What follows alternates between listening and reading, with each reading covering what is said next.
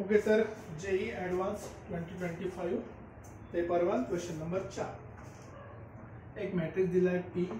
Okay, तो दिला आहे 2 0 0 0 2 0 आणि 0 0 3 आय गेस. ओके, आणि जनरली सांगितलं कुठल्याही एक्सचा मॅट्रिक्सचा ट्रान्सपोज आपण असं लिहिल्या जाते. एक्स कोणता इथे मॅट्रिक्स घेतलेला नाही, त्यांनी सांगितलं आहे फक्त की एक जनरल जर मॅट्रिक्स माझ्याकडे एक्स असेल तर ट्रान्सपोज असा लिहायचा. ठीक आहे. नेक्स्ट काय म्हटलं तर नंबर ऑफ 3/3 इन्व्हर्टिबल मॅट्रिक्स. तर 3/3 चा मॅट्रिक्स पाहिजे क्यू. क्यू नावाचा मॅट्रिक्स आपल्याकडे नाही सध्या, तर आपण अज्युम करू. Let's say Q 3/3 matrix. कुठले घ्यायचं? नेहमीसारखे काहीतरी व्हेरिएबल ABC LMN आणि XYZ हे फेवरेट व्हेरिएबल. ठीक आहे, विथ इंटीजर एंट्रीज. हे इम्पॉर्टंट आहे. एंट्रीज कसे पाहिजे? इंटीजर. ओके, पहिली गोष्ट भेटली. नेक्स्ट काय म्हटलंय? Q inverse is equals to transpose. No problem. So Q inverse is equals to Q transpose. म्हणजे त्याला मी असं पण लिहू शकतो डायरेक्ट. मग आता ते इनवर्स किंवा ट्रान्सपोज काय होणार? तो ट्रान्सपोज घ्या ALX. ठीक आहे, LMN XYZ. हे तर दुसरी कंडिशन. आता महत्त्वाचा पॉईंट काय आहे इथे? एक महत्त्वाचा पॉईंट असा आहे की आपल्याकडे आहे total 9 variable ABC LMN XYZ. आणि 9 व्हेरिएबलसाठी आपल्याकडे 9 इक्वेशन पॉसिबल नाही आहे. कंडिशन तेवढे दिलेली नाही आपल्याला, कारण की हे दोन इक्वल जरी असेल त्याचा इन्व्हर्स काढण्यामध्ये काही सेन्स बनत नाही. ही गिवन कंडिशन आपल्याला यूज करायची आहे. दुसरी इम्पॉर्टंट आहे ही condition PQ is equals to QP. Okay, आता इन्व्हर्स आणि ट्रान्सपोजचा एक कंडिशन आपण डायरेक्टली यूज करू शकतो. आपल्याला माहिती आहे की कुठल्याही क्यू आणि क्यू इनवर्सचा मल्टिप्लिकेशन काय असते? आय. डायरेक्ट आपण यूज करूया. सो डायरेक्ट यूज करायचं म्हणजे डिटेलमध्ये लिहायसाठी लिहितोय मी. नाही तर आपण शॉर्टकटमध्ये पण मल्टिप्लाय केलं असतं. LMN XYZ. थोडं सांगायसाठी लिहितोय. ट्रान्सपोज घ्यायचा ABC LMN XYZ. याचं मल्टिप्लिकेशन करूया. जर आपण मल्टिप्लाय केलं तर आय येते. मी मल्टिप्लाय करतो आधी. So A square B square plus C square. ही पहिली condition. A square plus B square plus C square. Nice.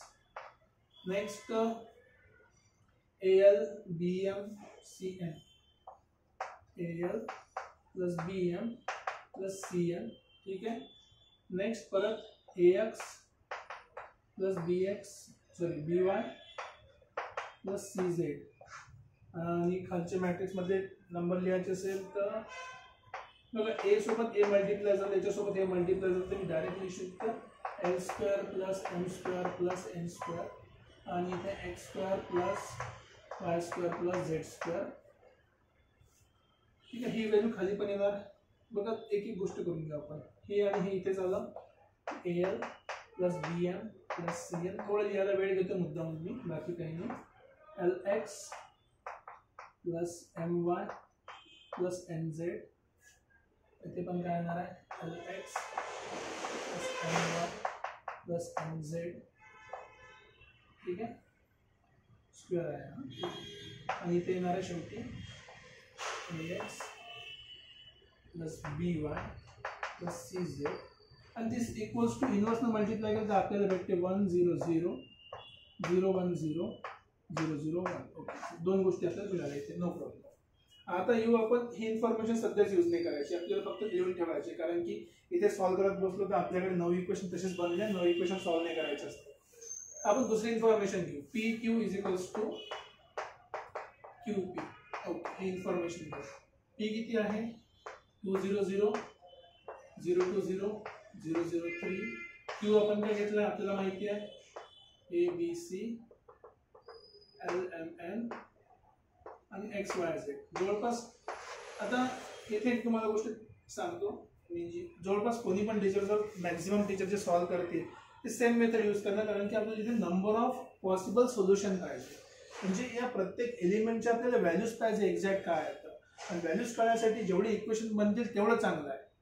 जर आपल्याला कुठली एखादी डिटर्मिनंट किंवा ॲडजॉइंटची व्हॅल्यू विचारली असती किंवा कुठल्या पॉवर विचारल्या असतात, त्या केसमध्ये आपण बाकी प्रॉपर्टीज बघितल्या असतात. ॲडजॉइंटच्या म्हणा, इन्व्हर्सच्या म्हणा, किंवा मग inverse equal to Q transpose या टाईपचं यूज केलं असतं. पण इथं आपल्याला तसं करायचं नाही, कारण की आपल्याला मॅक्सिमम इक्वेशन पाहिजे, म्हणून मॅक्सिमम टीचर पण तुम्हाला याच मेथडने सॉल्व्ह करत दिसतील किंवा त्यांची मेथड मी यूज करू शकतो असं पण तुम्ही म्हणू शकता, काही हरकत नाही, कारण की बरेच टीचरनी आधी पण सॉल्व्ह केले असेल क्वेश्चन. ठीक आहे. हा आपलं झालं मल्टिप्लिकेशन. सिम्पली मल्टिप्लाय करा. बघा बाकी 2 0 आहे तर फक्त पहिल्या टर्मला मल्टिप्लाय करा. 2 into a, सो 2a. ठीक आहे. b आणि c चं काम नाही. इकडे 2b आणि 2c, 2b 2c. इकडे मल्टिप्लाय करा सेकंड रो सोबत. हा 0 झाला. 2m, 2m. ठीक आहे. नेक्स्ट टाइम मध्ये सॉरी 2 पहिले 2l, 2m, 2n आणि इकडे 3 ने मल्टिप्लाय करा. आता 3 ने मल्टिप्लाय केलं तर 3x मिळाला, 3y मिळाला, 3z मिळाला आणि दिस शुड बी इक्वल्स टू, इथे सॉल्व करून बघा परत 2a, ठीक आहे, 2b, 2c, okay no problem. नंतर 2l, 2m but 3m, okay. नंतर थर्ड सोबत सॉल्व करायचं म्हटलं तर इथं 0 0 0 2x, ओके नो प्रॉब्लेम. नंतर 2y, ओके, आणि 3z, दोन इक्वल झाले. आता बघा हे दोन इक्वल, इथून मॅक्सिमम गोष्टी आपल्याला मिळणार. 2a, 2b, 2c no problem, 2l, 2m no problem, equal आहे. 2n is equals to 3n possible आहे का? So 2n is equals to 3n possible आहे का? बिलकुल नाही. याला एक साइडला घेऊन या. सो 2 minus 3n, 2 मधून 3n गेले तर 1n इज इक्वल्स टू 0. याचा अर्थ आपल्याला n इक्वल टू काय मिळाला आहे? 0. Second case 3x is equals to 2x, same case. So therefore x equal to 0. 3y is equals to 2y, therefore y also equals to 0. किती वेळ 0 मिळाला आपल्याला? अच्छा, इथे पण काहीतरी राहिलं वाटतं. 2c,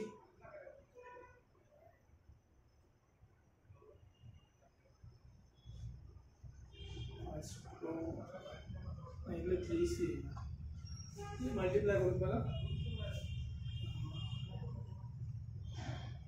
इथे ना 3c, first row third column a b c, तो 3c येणार, इथे 2c आहे, तिथून तुम्हाला भेटलं c ऑल्सो इक्वल्स टू 0.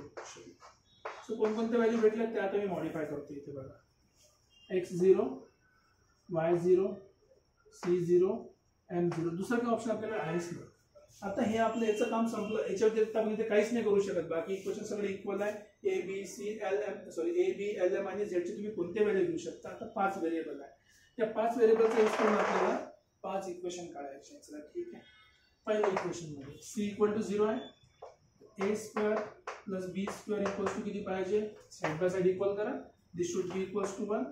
आता इथून माहित पडतं एक्झॅक्टली, एक तर a इक्वल टू 0 ठेवला तर b ची व्हॅल्यू होणार प्लस किंवा -1, कारण की b स्क्वेअर 1 होईल.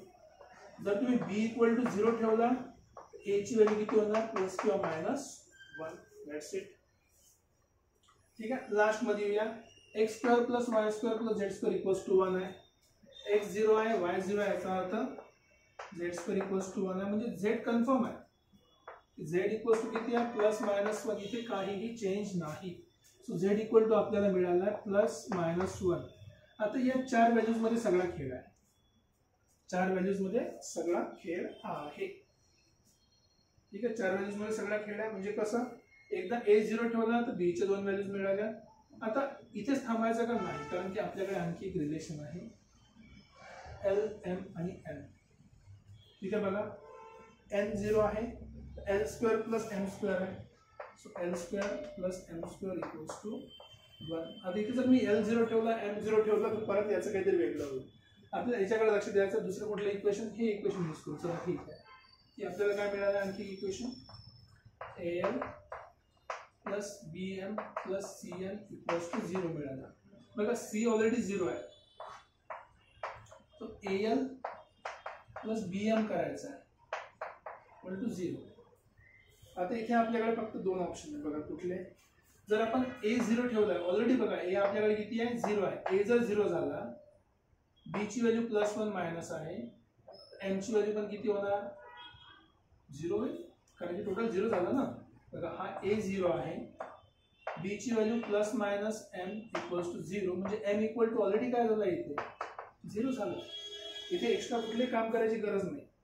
सेम लॉजिक सेकंड केसमध्ये जर समजा मी बी इक्वल टू 0 ठेवला, बी इक्वल टू 0 झाला तर L plus B M equal to 0.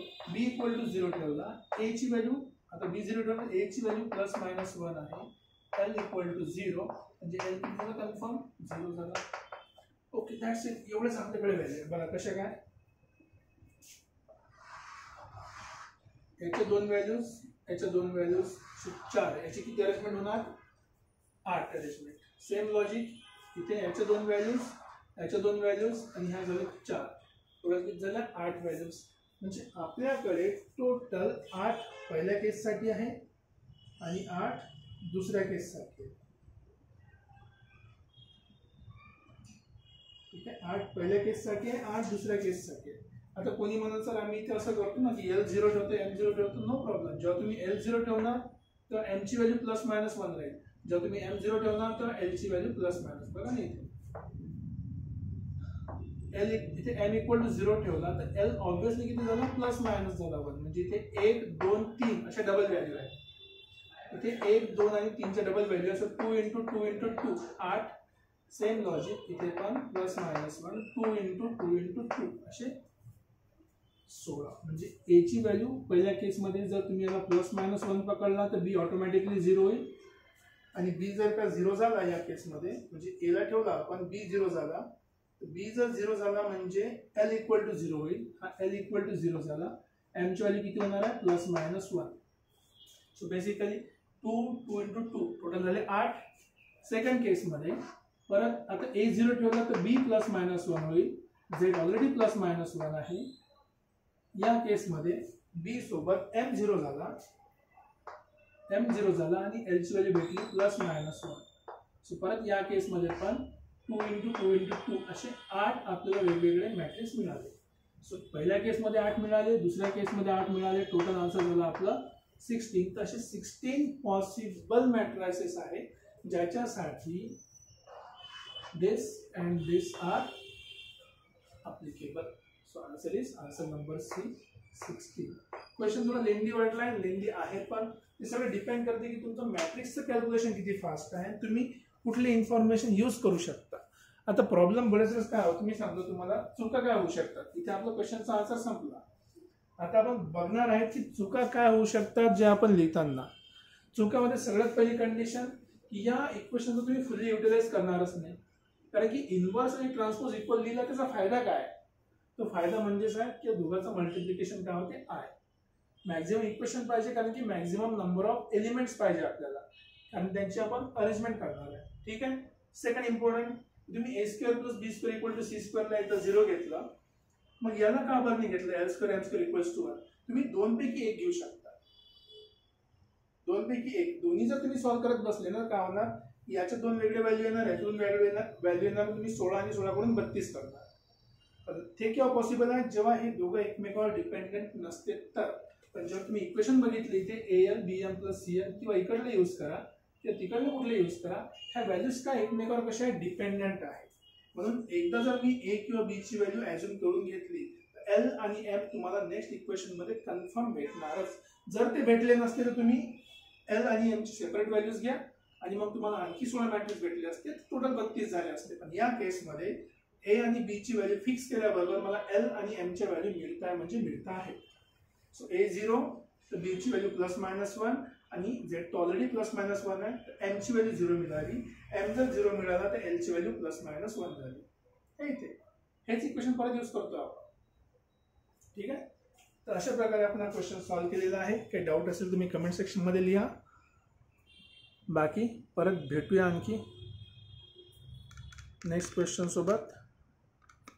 Till then take care, bye bye.